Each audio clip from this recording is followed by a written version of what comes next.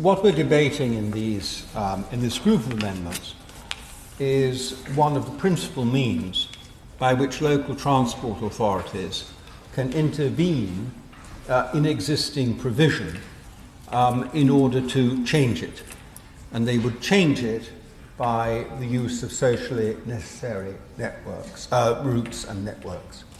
That makes it a very powerful, potentially means it has very powerful ripples on how the rest of the market operates. So I have a number of amendments down in this group. In the first, number 24, I'm taking the opportunity to keep hammering away at demand-responsive transport as a potentially important way forward in trying to ensure that local transport authorities consider demand-responsive services and not simply fixed route services as means of meeting social necessity, social need. And again, I think this is an important point, and it's not mentioned elsewhere in the bill.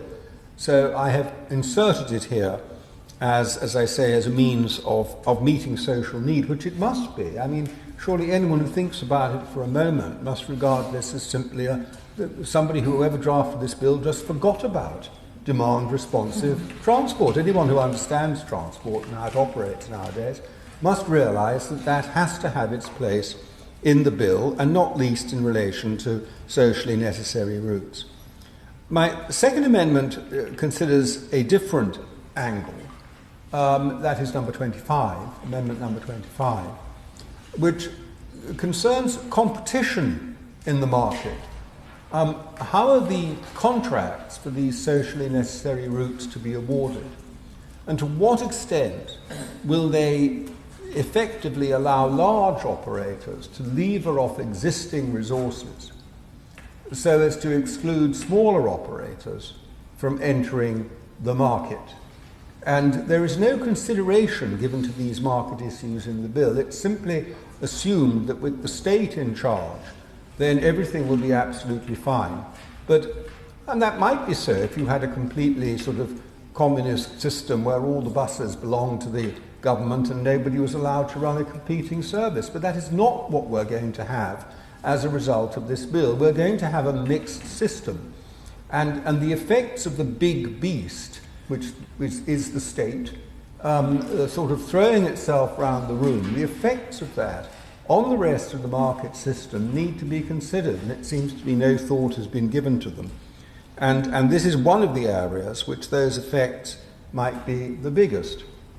My final amendment, number 29, however, goes to what I think is the heart of the problem that this bill presents us with, which is that socially necessary routes are only possible if somebody's going to pay for them. And there is no funding in this bill. Now, of course, I wouldn't expect a funding package to be in the bill itself. But there is, and nor am I proposing that one is inserted into it. My amendment doesn't do that. But it requires reports on the funding that is being made available for these socially necessary routes, because the simple fact of the matter is there is no promise of funding for this. The £1 billion that was allocated earlier, in the October budget, 750 million of it to local authorities, 250 million directly to bus companies, is spent. A great deal larger amount, a much larger amount, is going to be needed if these provisions are going to have any real effect. Now, of course, I know there is a spending review happening, and the minister, the noble lord, the minister, will not be able today to preempt it. But unless he addresses these issues head on and gives some sense to to the committee and to your lordship's house on report that there is real money behind this, then he is simply holding out a bogus prospectus to the public. And so that is why I have tabled Amendment 29, so the government would be under an obligation to report on the money that it is making available to support socially necessary services. I think that is, as I say, the heart of the whole thing in this group, and I hope the noble Lord the Minister has more to say about it than he was able to at second reading.